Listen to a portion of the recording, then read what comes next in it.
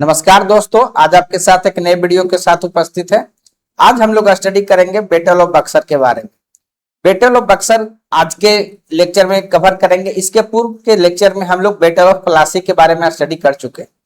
Battle of Plassey में हम लोग देखे थे कि किस प्रकार से जो है फ्रॉड के कारण, किस तरीके से ट्रेचरी के कारण, किस तरीके से सीक्रेट अलायंस के कारण ईस्ट इंडिया कंपनी को जीत मिली थी। आपको पता है कि किस प्रकार से जो रॉबर्ट क्लाइव थे उनके द्वारा पॉलिटिकल मैन्यूवरिंग करके जो कमांडर इन चीफ थे मीर जाफर, राय दुर्लभ जो उनके दीवान थे, के साथ साथ जो वहां के जगत सेठ जो रिच मर्चेंट थे, सभी के साथ सीक्रेट ट्रीटी करते हुए वह जीत जो है हासिल की गई थी।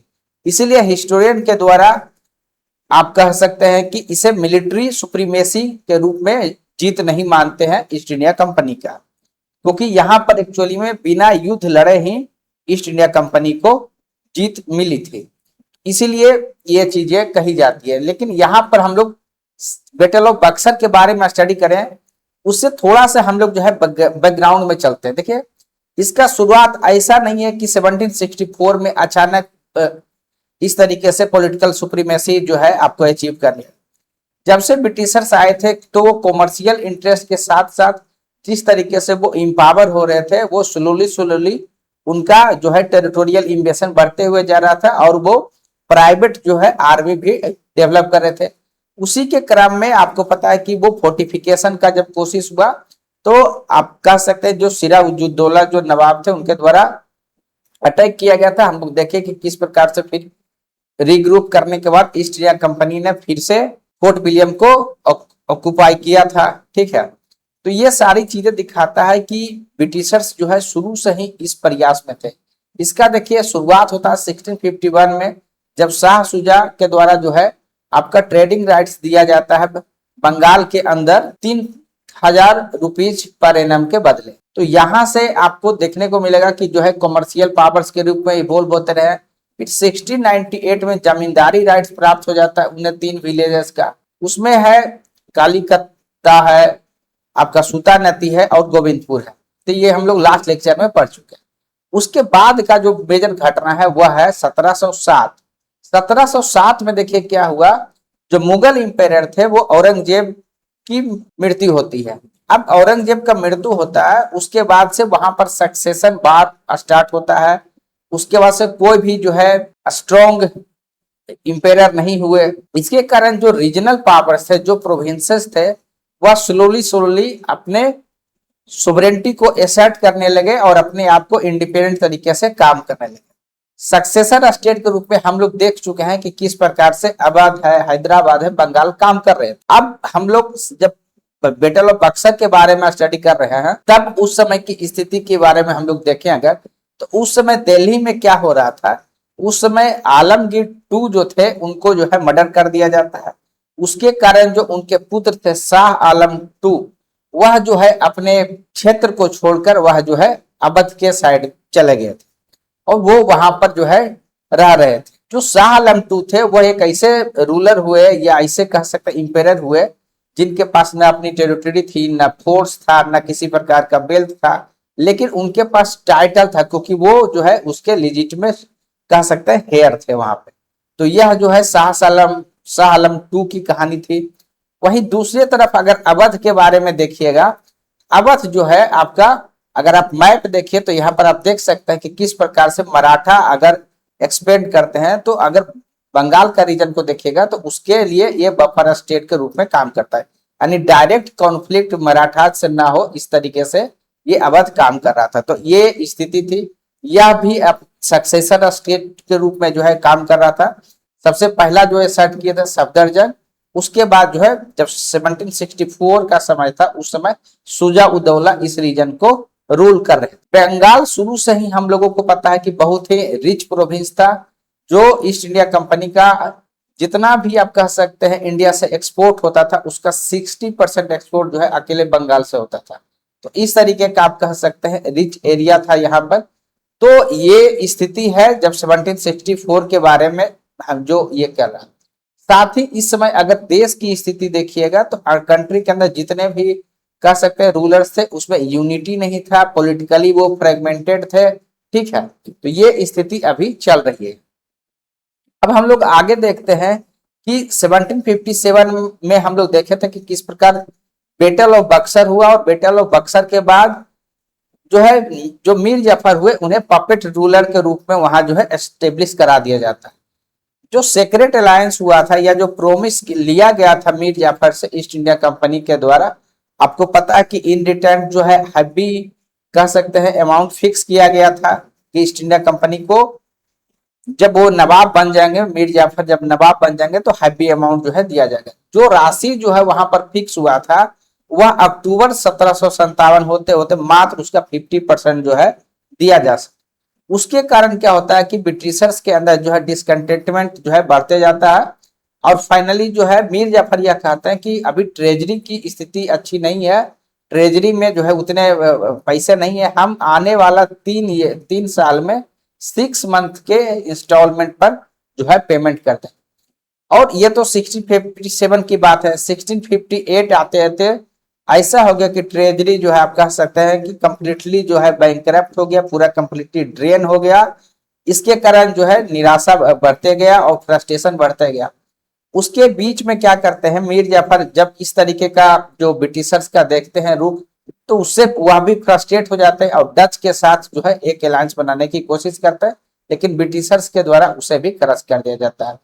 इसके बीच में ब्रिटिशर्स को यह लगता है कि जो हम राशि प्राप्त करना चाहते हैं, जो मनी प्राप्त करना चाहते हैं, वह मीर जाफर के रहते जो है संभव नहीं हो पाएगा। हम लोग इस बात को भी जानते हैं कि किस प्रकार से जो है डिप्लोमेटिक तरीके से जो है ब्रिटिशर्स डील करते थे। तो हम लोग पूर्व में भी देखे कि अगर किसी नवाब से अगर ब्रिटिशर्स को अगर कह सकते हैं कि जो उनका जिस तरीके से काम लेना चाह रहे हैं या जो चीज प्राप्त करना चाह रहे हैं अगर नहीं होता है तो वो क्या करते हैं, कमांडर इन चीफ के पास जो है अलायंस करने जाते हैं। तो सेम यहाँ भी हुआ। आपको पता है कि कमांडर इन चीफ जो है आपका हायरार्की में लगभग जो है सेकंड स्थान पर होंगे, तो इन्हें ये हमेशा प्रलोभन दिया जाता है कि आप नवाब बन जाइए। इसी तरीके की बातें यहाँ भी होता है, और मीर कासिम जो है उनके साथ सेक्रेट जो है ट्रीटी किया जाता है।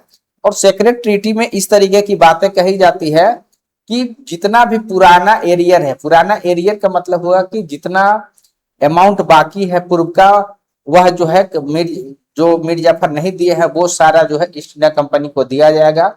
उसके बाद 3 जो आप कह सकते हैं प्लेस है, वर्धमान है, मिदनापुर है और चिटागांव है, इसका भी जो है रिवेन्यू कलेक्शन का राइट्स उनको मिलेगा। तो ये चीजें चल रही है। उसके बाद क्या है कि साउथ में उसमें ब्रिटिशर्स का बहुत एक्सपेंशन हो रहा था, तो उसका आप कह सकते हैं कि जो वार इफर्ट में कोशिश जो है आपको जो फिनांस जो है करना पड़ेगा मीर कासिम का। उसी तरीके से एक सिलहेट जो है वर्तमान अभी बांग्लादेश में जगह है, वहां से जो ट्रेड होता था लाइम का, चूना का, उसका 50% प्रॉफिट जो है ईस्ट इंडिया कंपनी को दिया जाएगा। तो ये जब आप कह सकते हैं 1760 में फाइनली जो है मीर जाफर को पेंशन दे के उनको जो है रिटायर करा दिया जाता है और मीर कासिम को वहां पर नए नवाब के रूप में प्लेस किया जाता है। तो क्या स्थिति था, लेकिन मीर कासिम का जो आप कह सकते हैं नेचर था वह एक एबल एडमिनिस्ट्रेटर का था। तो मीर कासिम के द्वारा इसलिए क्या किया गया कि जो भी ओब्लिगेशन था उसे ये कोशिश किया गया कि इसे तुरंत जो है पे कर दिया जाए, उसके बाद इंडिपेंडेंट तरीके से काम किया जाएगा। यहाँ अगर आप थोड़ा सा देखिएगा मीर जाफर और मीर कासिम के बारे में, अगर किस तरीके से अगर आप देखिएगा कि किस प्रकार से दोनों को सत्ता प्राप्त हुआ, तो मीर जाफर को पता है कि किस तरीके से जो है बिट्रेयल करके सेक्रेट अलायंस जो है आपका रॉबर्ट क्लाइव के साथ करके जो है अचीव किया गया था, ठीक है। लेकिन यहाँ पर क्या होता है, मीर कासिम के केस में क्या होता है, एक ट्रीटी होता है, ट्रीटी के थ्रू जो है वो उनको गद्दी प्राप्त होता है, और जितना भी ओब्लिगेशन था ईस्ट इंडिया कंपनी का वो जो है तुरंत जो है उनको पे कर दिया जाता है और वो इंडिपेंडेंट तरीके से काम करते हैं। उसी तरीके से अगर दोनों का एडमिनिस्ट्रेशन की बात कीजिएगा तो मीर जाफर के केस में ईस्ट इंडिया कंपनी का एक्सेसिव इंटरफेरेंस देखने को मिलेगा। इवन डेली अफेयर्स में जो है एक्सेसिव इंटरफेरेंस था। वहीं अगर आप मीर कासिम की बात कीजिएगा तो वह एक कह सकते हैं रिफॉर्मिस्ट थे और बहुत सारे रिफॉर्म किए एडमिनिस्ट्रेशन में, जैसे कि जितना भी रिडंडेंट पोस्ट था, जितना भी कह सकते हैं ऐसे पोस्ट जहां पर की प्रोडक्टिविटी नहीं था उसको हटा दिया गया। जितना भी लाइविस एक्सपेंसेस था उसको हटा दिया गया और साथ ही पावर को अपने पास रखा, क्योंकि वो कमांडर इन चीफ थे, वो जानते थे कि अगर थोड़ा सा लाइक होगा तो कोई दूसरे कमांडर भी हमारे साथ वही कर सकते हैं जो हम यहाँ पर किए, तो ये चीजें भी रखी गई। उसके बाद अगर आप मिलिट्री की बात कीजिएगा तो मिलिट्री के रूप में मीर जाफर ज्यादातर जो ब्रिटिशर्स के ट्रूप से उसी पर रिलाय करते थे, जबकि यहाँ पर अगर आप देखिएगा मीर कासिम के बारे में तो सबसे जो है सुप्रीम कमांड खुद रखते थे, उसके बाद मास्टर रोल किया ताकि जो है अटेंडेंस जो है जो ट्रूप्स है उसका इंश्योर कराया जा सके। उसके बाद ट्रूप्स के ट्रेनिंग के लिए बेहतर तरीके से ट्रेनिंग के लिए जो यूरोपियन मॉडल पर ट्रेनिंग करे उसके लिए आर्मेनियन जो मर्सिनरीज थे उनको हायर किया गया, वह दोनों चीज में यूज किया जाता था, युद्ध के समय लड़ाई में भी प्लस जो है अन्य जो ट्रूप्स है उनको ट्रेन करने के लिए।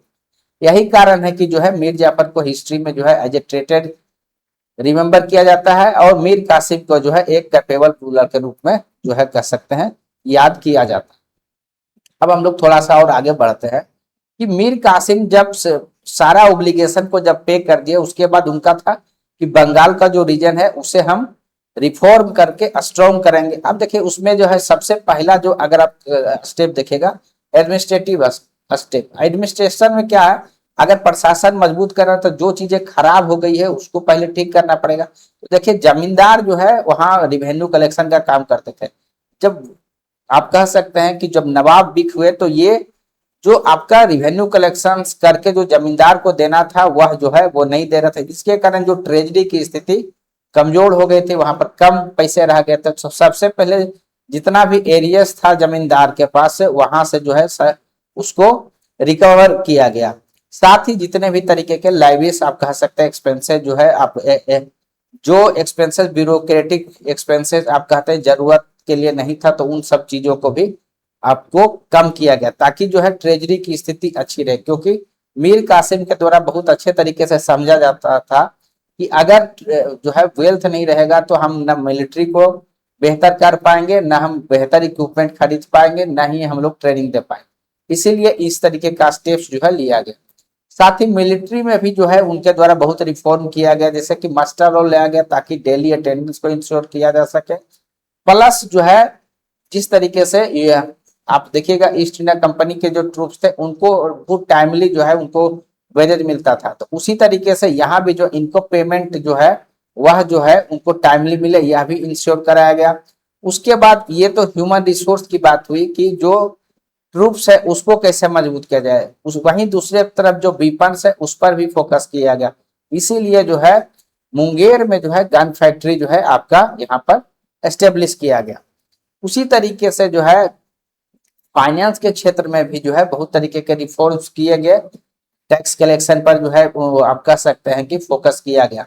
इसके बारे में हम लोग नेक्स्ट स्लाइड में देखते हैं, जब जो है वो इंटरनल जितना भी ट्रेड बैरियर्स थे, ट्रेड ड्यूटी थे, उनको जो है समाप्त किया और वही जो है कॉन्फ्लिक्ट का कारण बना। एक और जो स्ट्रेटेजिक जो रिलोकेशन हुआ, स्ट्रेटेजिक आप कह सकते हैं कि अपने कैपिटल को वो जो मुर्शिदाबाद था उसे हटा के जो है ले गए मुंगेर, जो लगभग जो है आपका कलकत्ता से जो है लगभग 450 किलोमीटर है। जितना दूर रहेगा उससे उससे क्या होगा, ईस्ट इंडिया कंपनी का जो है उतना कम इंटरवेंशन रहेगा, कम से कम वहां पर जासूस रहेगा, स्पाई रहेगा, इधर की बात उधर करने वाले लोग कम रहेंगे और ये अधिक तरीके से फोकस तरीके से इसको जो है अपने जो क्षेत्र है उस पर फोकस कर सकते हैं। तो ये चीजें आपको देखिए। एक और चीज के बारे में हम लोग को जानना है, जो फाइनेंशियल जो अभी डिस्कस कर रहे थे, हम लोग जानते हैं कि 1717 में जो है मुगल फरमान जो है फर्रुख सियार के द्वारा दिया गया था, जिसके कारण बंगाल में वह जो है फ्री ट्रेड कर रहे थे और वहां पर एक सिस्टम था दस्तक का, जहां की जिसे कि परमिट सिस्टम कहते हैं। जो रॉयल फरमान मिला था उसी के आधार पर जो है कंपनी के द्वारा परमिट जो है दिया जाता था, दस्तक दिया जाता था, जिसके कारण क्या होता था कि जितना भी चेक पोस्ट होता था वहां किसी प्रकार का ड्यूटी या टैक्स जो है उनको नहीं देना पड़ता। वहीं इंडिया के केस में जो है 40% जो है उनको टैक्स देना पड़ता था। आप समझ सकते हैं कि कितना जो है रिलेटिव एडवांटेज था ब्रिटिश मर्चेंट को। साथ ही और इसमें जो मेजर और एक चीज हुआ कि ब्लैक मार्केटिंग होने लगा, यानी जो परमिट था वो क्या करने लगे, वो तो कंपनी के लिए दिया गया था लेकिन इसका यूज जो है ईस्ट इंडिया कंपनी के जो ऑफिशियल्स है उनके द्वारा किया जाने लगा। या तो वो परमिट क्या करते थे, प्राइवेट ट्रेड में यूज करते थे, कभी कभी जो इंडियन मर्चेंट होते थे उनको भी सेल करते थे। तो इस सबका फायदा क्या हुआ कि जितना भी आपका चेक पोस्ट है वहां से आपका ड्यूटीज कम आने लगा, रिवेन्यू कम होने लगा, और सबका प्रभाव जो है ट्रेजरी पर पड़ा। इससे जो है आप कह सकते हैं मीर कासिम बहुत ही मतलब चिंतित थे, ठीक है। और उन्होंने इसको दूर करने के लिए क्या किया कि इंडियंस को देखिए स्पेशली जो है बहुत ही आप कह सकते हैं रिलेटिव डिसएडवांटेज था, इसलिए जितना भी तरीके का इंटरनल ड्यूटी था सभी को समाप्त कर दिया गया। तो इसे ईस्ट इंडिया कंपनी को आप कह सकते हैं अच्छा नहीं लगा, और उन्होंने इसे एक्ट ऑफ हॉस्टिलिटी के रूप में इसे घोषित किया कि यह तो जो कंपनी के प्रति जो है यह एक्ट ऑफ हॉस्टिलिटी है। और ईस्ट इंडिया कंपनी के द्वारा क्या किया जाता है, अटैक किया जाता है मीर कासिम के ऊपर। अब मीर कासिम जो है उनको सीरीज ऑफ डिफीट वहां पर जो है मिलता है, उसमें बैटल ऑफ कटवा है, बैटल ऑफ गिरिया है, और बैटल ऑफ उदय नाला है। तो ये जो है उसके बाद वो क्या करते हैं, फ्लाई कर जाते हैं आपका अवध में, ताकि जो नेबरिंग स्टेट है वहां पर अपने आप को रीग्रुप कर सके और फिर से अटैक कर सके। तो यह जो है वहां अवध चले गए। अवध में जब 1764 में गए हैं तो ट्रिपल अलायंस बनता है।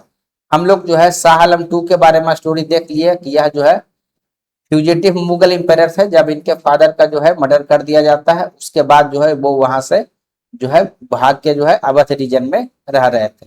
तो इनका अगर तीनों के बारे में एम के बारे में अगर आप ध्यान दीजिएगा तो अब एम क्या हो सकता है, इनका एम था कि हमको जो है दिल्ली को फिर से जो है करना है, जो हमारा मुगल एम्पायर का है उसको जो है हमको प्राप्त करना है। तो लेकिन उनके पास दिक्कत क्या था कि ना उनके पास किसी प्रकार का पूंजी था, ना ही जो है फोर्स था, ठीक है। तो इसलिए इनके नजर में जो है अवध ही वह स्टेट था जो इनको हेल्प कर सकता, तो ये यहाँ पर था, ठीक है। तो ये आप देखिएगा उसी तरीके से शाह सुजा का क्या कंसर्न था। शाह सुजा के पास ना बहुत बड़े संख्या में कैवेलरी था, फोर्स बहुत ज्यादा था, ट्रूप्स भी जो है लगभग 40-50 हजार था। और वो चाहते थे कि ईस्ट इंडिया कंपनी जिस तरीके से आप कह सकते हैं टेरिटोरियल एक्सपेंशन कर रहा है तो वह आगे ना करे, वो पहले ही बंगाल वाले रीजन में रुक जाए। तो यह इनका जो है आप कह सकते हैं कि एम था। वहीं जो तीसरे तरफ मीर कासिम के बारे में देखिएगा तो जब अलायंस में जब ये बन रहा तो उसमें मीर कासिम का एडवांटेज यह था कि वह क्योंकि ब्रिटिशर से डेली डील कर रहे थे तो उनको पता है कि उसका टेक्निक पता है किस प्रकार से वो काम करते हैं। तो ये सारा चीज था। प्लस जो है वह भी जो है क्योंकि 1763 में जितना भी आप कह सकते हैं बैटल हुआ, चाहे वो बैटल ऑफ कटवा हो, गिरिया हो या उदय नाला हुआ, तो वहां जो डिफीट हुआ उसमें का भी वो बदला लेना चाहते थे, प्लस अपना जो गद्दी है उसे वो फिर से जो है प्राप्त करना चाहते थे। अब इन चीजों के बीच आपको देखने को मिलेगा कि ऑल्दो ये अलायंस तो बना लेकिन सबका एम देखिए अलग अलग है। शाह आलम का एम है दिल्ली, सिराजुद्दौला का है कि एक्सपेंशन रोकना, मीर कासिम का देखिए क्या है बंगाल अचीव करना।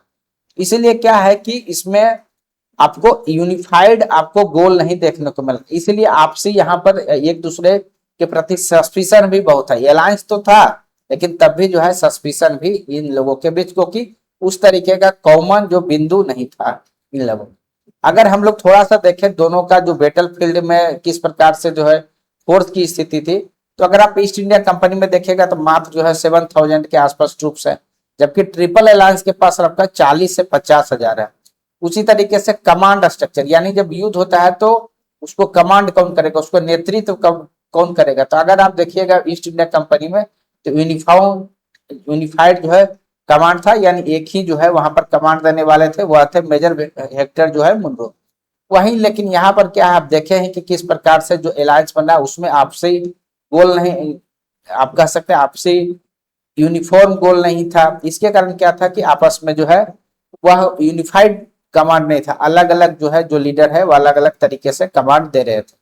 उसी तरीके से टेक्टिकल अगर आप बात कीजिएगा तो जहां ईस्ट इंडिया कंपनी का फोकस जो है इन्फेंट्री के ऊपर था, जिसे हाईली डिसिप्लिन किया गया था ट्रेनिंग करके, ठीक है। उस वहीं दूसरी तरफ जो है कैवेलरी पर फोकस था आपका जो ट्रिपल अलायंस था। उसी तरीके से अगर आप जो है आर्टिलरी की बात कीजिएगा तो जो ब्रिटिशर्स या ईस्ट इंडिया कंपनी का जो है आपका आर्टिलरी था वो मोबाइल था, यानी एक जगह से दूसरे जगह जो है उनको उसको मूव कराया जा सकता था, जिसके कारण जो है बहुत अच्छे तरीके से टारगेटिंग होता था। लेकिन जो ट्रिपल अलायंस का जो आपका आर्टिलरी था वो मोस्टली जो है स्टैटिक था और एक जगह से दूसरे जगह उसको मूव नहीं किया जा सकता था। तो यह जो है आपको पता है।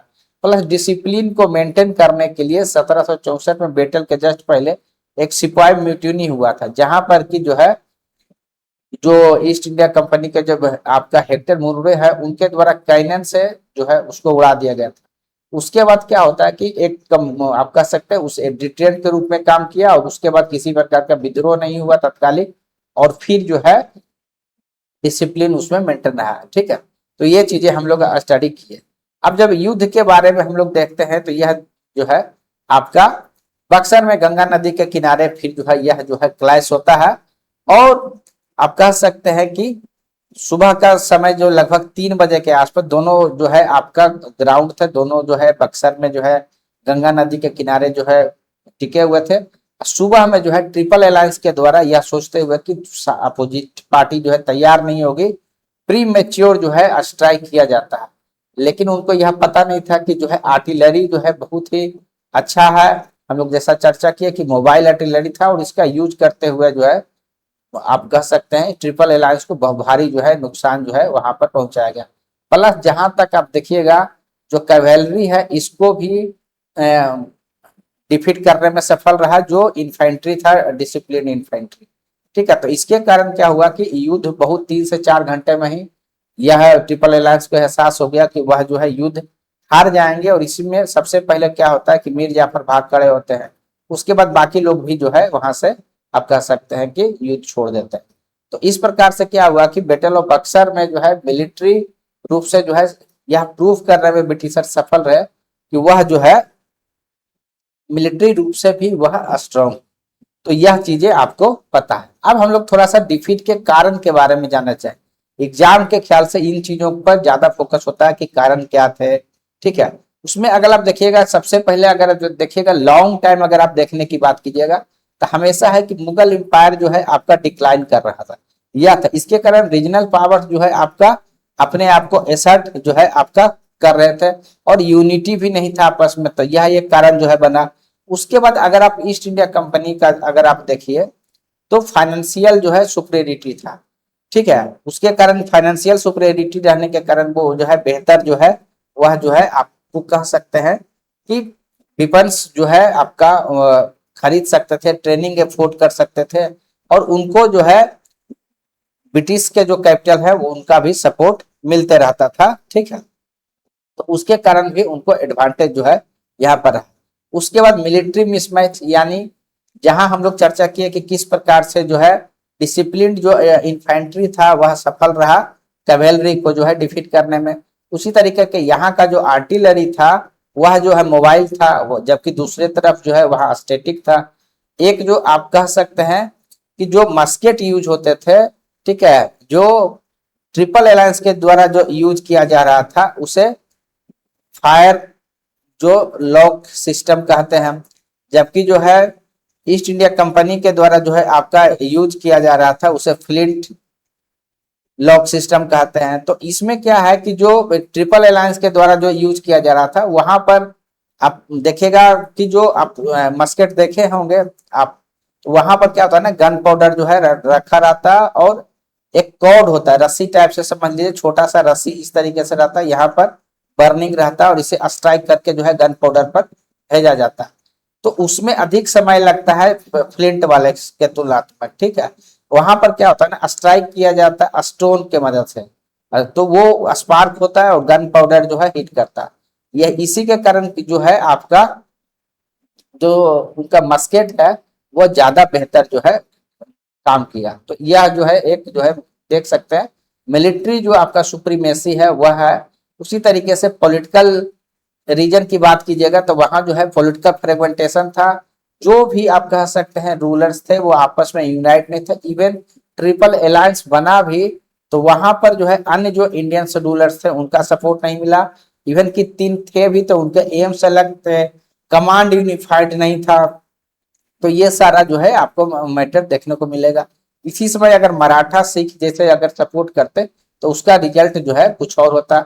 और हम लोग इसका उस समय भी देखते हैं कि जैसे ही आप कह सकते हैं युद्ध खत्म होता था शाह आलम जो है अपना साइड चेंज करके वो ब्रिटिशर्स से जो उनको पेंशन मिलता है वो साइड में चले जाते हैं। तो ये सारी चीजें हैं, ठीक है। उसके बाद शाह आलम बहुत ज्यादा डेस्परेट जो थे वह भी जो है एक कारण जो है आपका बनता है।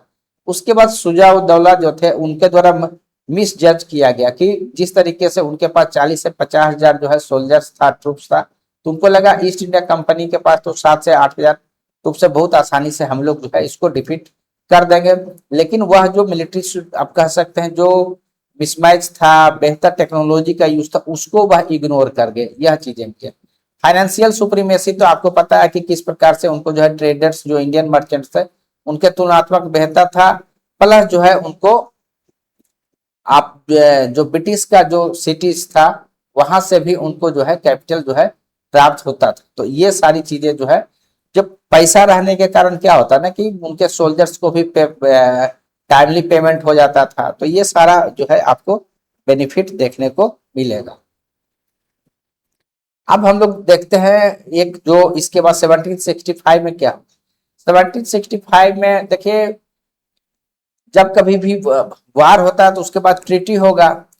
अब ब्रिटिशर्स को ऐसा लगा कि यह जो है इतना बड़ा एरिया जो है जीता गया है, इसको जो नेगोशिएट करने के लिए क्या है एक बेहतर जो है गवर्नर होना चाहिए। इसीलिए जो 1760 में जो रॉबर्ट क्लाइव वापस चले गए थे इंग्लैंड, उनको फिर से जो है आपका भेजा जाता है कि किस प्रकार से जो है टेरिटरी का जीत हुआ है उसका अधिक से अधिक जो है एडवांटेज लिया जाए। तो इसलिए रॉबर्ट क्लाइव जो है फिर से जो है अपने सेकेंड टेन्योर के लिए यहाँ वापस आते हैं।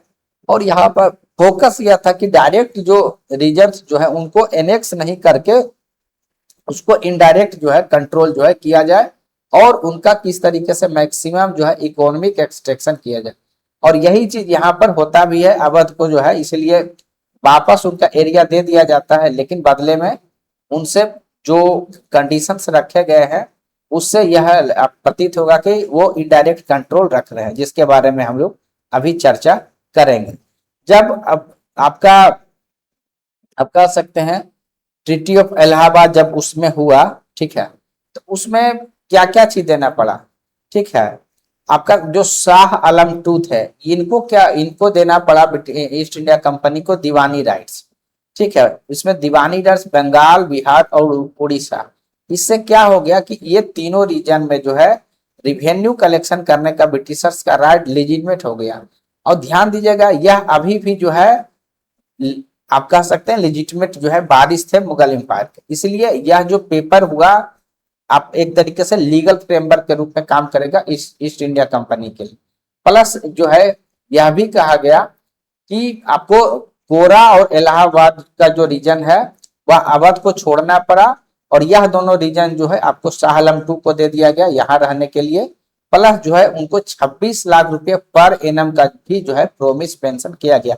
ऑल्दो उन्हें बाद में फिर पेंशन दिया नहीं जाता, लेकिन ये प्रोमिस जो है किया गया था। अब देखिए इससे हुआ क्या कि किस प्रकार से ब्रिटिशर्स ने जो है अपने आप को यहाँ पर मजबूत कर लिया, ठीक है। तो ये चीज है। अब उसके बाद हम लोग जो है अगर देखें शुजा-उद-दौला को क्या गेन हुआ क्या नुकसान, देखिए इनको 50 लाख रुपया जो है बार इंडेमनिटी के रूप में दिया गया। हमेशा आप देखिएगा जब कभी भी युद्ध हुआ तो ईस्ट इंडिया कंपनी जब जब कह सकते हैं कि जब ट्रीटी में बैठते हैं तो वार इंडेमनिटी हमेशा फिक्स रहा। इवन बैटल ऑफ प्लासी में भी हम लोग इस चीज को देख चुके हैं, लगभग 2.2 मिलियन पाउंड जो है वहां पर प्राप्त किया गया। तो यहाँ पर 50 लाख रुपया जो है बार इंडेमनिटी के रूप में रहा। प्लस इनको कोरा और इलाहाबाद जो है इनको सरेंडर करना पड़ा और यही सेम जो है कोरा और इलाहाबाद जो है इनको शाह आलम टू को जो है दिया गया। उसके बाद इनको प्राप्त क्या हुआ तो उसमें देखा जाएगा कि अवध का जो आपका उनका कुर्सी था क्षेत्र जो है वह बचा हुआ रह जाता है। लेकिन अभी भी ये जो ब्रिटिशर्स थे या ईस्ट इंडिया कंपनी थे अभी भी इसका यूज जो है बफर स्टेट के रूप में करते रहे। प्लस यहाँ पर एक नया सिस्टम डेवलप किया कि प्रोटेक्ट टाइप से कि जो है ब्रिटिशर्स का फोर्स जो है वहां पर रहेगा और उनको प्रोटेक्ट करेगा, लेकिन उसके लिए एक्सपेंसेस जो है कौन देगा, अवध देगा। और यही जो है आगे जाके सब्सिडियरी अलायंस का जो है आपका आप कह सकते हैं की फीचर बना। तो आप यहाँ पर देख सकते हैं कि ये चीजें रहे। अगर हम लोग थोड़ा सा और देखने की कोशिश करें कि किस प्रकार से जो है दीवानी जो आपका राइट्स मिला उससे क्या प्रभाव पड़ा, उसके बारे में अगर हम लोग थोड़ा सा देखें तो देखिए होता क्या है कि जो ईस्ट इंडिया कंपनी है उनको बहुत ह्यूज अमाउंट में लगभग 2 से 3 मिलियन पाउंड जो है रिवेन्यू जो है जनरेट होने लगा। रिवेन्यू जनरेट होने से देखिए जो सबसे जो है आपका फायदा क्या होता है, पहले अगर आप देखिएगा जो नॉर्मल जब ट्रेड होता था ब्रिटिशर्स क्या करते थे, गोल्ड या सिल्वर जिसे कि बुलियन कहते हैं, यह जो है ब्रिटेन से लाते थे और यहाँ से जो भी गुड्स उनको ले जाना था, चाहे वो सिल्क हो, टेक्सटाइल हो, या फिर जो है यहाँ पर साल्ट पीटर हो, तो या फिर स्पाइस हो, तो अब क्या है एक नॉर्मल ट्रेड टाइप से आपको जो है आपको दिखेगा। लेकिन जब यहाँ से रिवेन्यू इनको प्राप्त होने लगा इनफ, तब फिर ब्रिटेन से कोई चीज लाने का जरूरत नहीं था। इसी जो कह सकते हैं मनी का यूज, जो कच्चे माल जो कह सकते हैं जो परचेज किए जाते थे, इसी को अब फिर एक्सपोर्ट किया जाता था। ठीक है, तो यानी इंडियन गुड्स को आप कह सकते हैं परचेज करने के लिए किसी भी प्रकार से एक ब्रिटेन से फिर जरूरत नहीं पड़ने लगा। इसी को जो है लूट भी कहा जाता है बहुत हिस्टोरियन के द्वारा। ठीक है, तो ये सारे सिस्टम जो है आपका इसमें हुआ, यानी ईस्ट इंडिया कंपनी का जो है आपका ट्रेजरी देखिएगा बहुत मजबूती से आपका स्ट्रांग हुआ। ठीक है, तो उसमें क्या हुआ कि उनको बुलियन अब वहां से लाना ही नहीं था। ठीक है, अब जब जैसे जैसे अमीर हो जाएगा, अधिक पैसा रहेगा, तो फिर क्या है मिलिट्री फंडिंग भी अधिक हुआ और इसका रिजल्ट क्या हुआ, एक वो स्टैंडिंग आर्मी डिसिप्लिन तरीके से रखे और आगे जितने भी बैटल है उसको भी जो है जीतने में वो सफल रहे, कुछ को छोड़ के। अब थोड़ा सा हम लोग इस चीज को भी देख लें कि अगर डिफीट का कुछ रीजंस तो हम लोग देख ही चुके हैं। ठीक है, लेकिन एक जो सर्टेन कुछ पॉइंट्स है वो हम ऐड करना चाहेंगे। जैसे एक रीजन यह भी रहता था कि जो है इंटेलिजेंस का यूज जो है आपका इंडियंस के द्वारा नहीं किया जा रहा था, तो यह भी एक जो है आपका कारण वहां पर रहा था। प्लस सर्टेन जो कुछ कह सकते हैं आपका पॉलिटिकल या स्ट्रक्चरल रीजन्स की भी बात अगर आप कीजिएगा, तो वहां पर जो पूरे इंडिया में जो मोबिलाइजेशन नहीं हुआ, नो इंडिया मोबिलाइजेशन नहीं हुआ, तो वह भी जो है एक आपका कारण वहां पर बना था। ठीक है, तो अब हम लोग थोड़ा सा देख लेते हैं कि 1756 1757 और बैटल ऑफ बक्सर के बीच किस प्रकार से जो है डिफरेंस था उसके बारे में।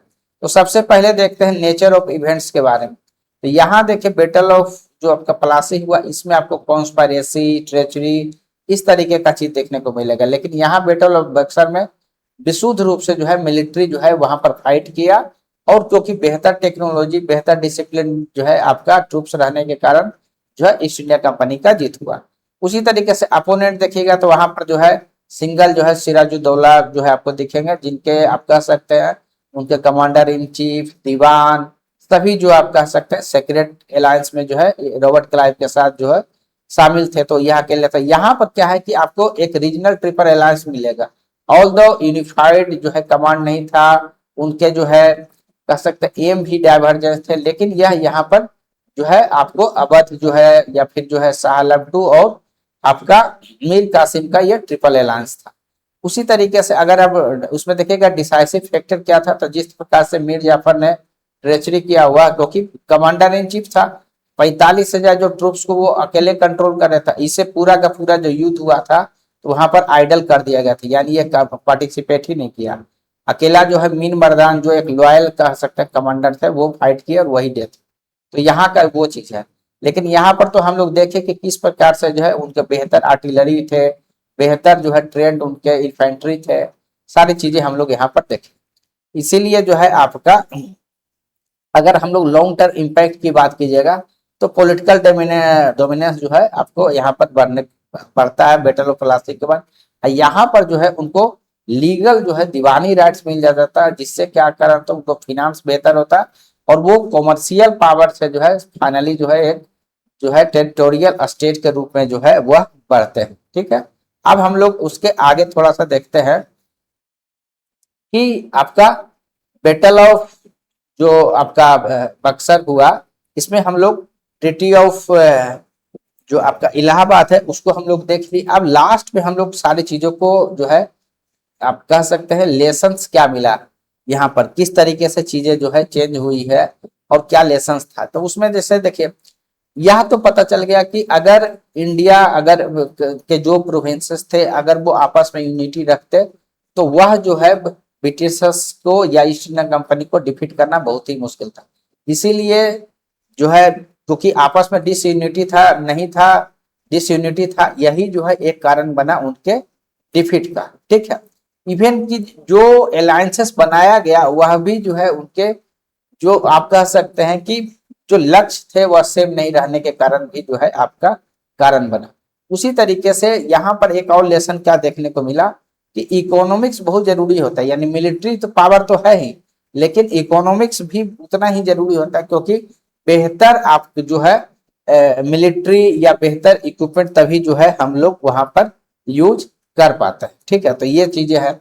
उसके बाद जो है यह चीज भी यहाँ देख सीखने को मिला कि किस प्रकार से जो है ब्रिटिशर्स जो है अपने जो आप कह सकते हैं कि जो जिस प्रकार से दीवानी राइट्स जो है ऑन पेपर्स, आप देखिए कि शाह आलम के पास मार टाइटल था, तब भी जो है ब्रिटिशर्स के द्वारा उनसे जाके दीवानी राइट्स लिया गया, और यह जो है यह दिखाने के लिए हुआ ना कि हमने लीगल जो आप कह सकते हैं सक्सेसर है उनसे लिया, और इसका उनको फायदा कहाँ मिलेगा, जो उनके राइवल्स होते हैं जैसे कि फ्रेंच हो गया, डच हो गया, तो वहां पर आपको देखने को मिलेगा उनसे काउंटर करने में इन चीजों को आपको बेहतर तरीके से डील कर पाते। तो ये सारी चीजें जो है आपको देखने को मिलेगा। साथ ही यह भी पता चल गया यहाँ पर कि किस प्रकार से जो आपका शॉर्ट टर्म जो अरेंजमेंट किया गया था वह जल्द ही समाप्त हुआ। जैसे कि बफर स्टेट का जो कंसेप्ट दिया गया था, अवध को यूज किया जा रहा था, तो वह सिर्फ एक मौके की बात था, यानी वहां पर जिस प्रकार से रेसिडेंट रख दिया गया, मिलिट्री को भी वहां पर ट्रूप्स को प्लेस किया गया, और फाइनली 1856 में जो है उसे एक कह सकते हैं कि एनेक्स भी कर लिया गया। यहाँ पर यह भी एक लेसन मिलता है कि बाकी जितने भी आप कह सकते हैं जो प्रोविंस थे उसके जो रूलर्स थे उनका फोकस पर्सनल ज्यादा था, यानी सोवरेंटी से ऊपर जो है उन्होंने अपना सारा ध्यान जो है आपका पर्सनल इंटरेस्ट पे दिया। ठीक है, तो यह भी जो है आपको देखने को मिला कि जब कभी भी इंस्टीट्यूशनल अगर कोई चीज होता है तो वह ज्यादा सस्टेनेबल होता है, उसके सक्सेस होने का रेट जो है आप कह सकते हैं ज्यादा रहता। तो यही कारण है कि ईस्ट इंडिया कंपनी का सफल होने का आपको जो है आपको ज्यादा चांसेस था, या ज्यादा आप कह सकते हैं कि मोर प्रिपेयर्ड उसमें था। तो ये सारी चीजें हम लोग देखने को यहाँ मिलेगा। ठीक है, अभी 1764 तक हम लोग जो है इस डिटेल से स्टडी कर चुके हैं। उम्मीद करते हैं कि जो बातें आपको कही गई है वो आपको प्रीलिम्स और जो मेंस है दोनों में आपको इक्वली जो है आपके पॉइंट्स कवर हो गए होंगे। साथ ही आपको बता देना चाहते हैं कि जो पीडीएफ है इस टॉपिक से रिलेटेड आपका लिंक में दिया हुआ रहेगा, आप खुद से भी जाके उसको जो है डिटेल तरीके से पढ़ सकते हैं। तो साथ ही अगर किसी प्रकार का अगर डाउट रहेगा तो कमेंट बॉक्स में जरूर आप दीजिए। तो थैंक यू वेरी मच। अगर आपको ये वीडियो अच्छा लगता है तो काइंडली इसको लाइक कीजिए, सब्सक्राइब कीजिए और अधिक से अधिक लोगों को शेयर कीजिए। साथ ही कमेंट भी जरूर दीजिए। बहुत सारे जो सब्सक्राइबर हैं अगर उनके पास नोटिफिकेशन नहीं जाता वीडियो के साथ तो काइंडली आप बेल आइकन को जरूर प्रेस करें और उसमें जो ऑल बटन है उसको आप लोग जो है क्लिक करेंगे। तो थैंक यू वेरी मच दोस्तों, थैंक यू।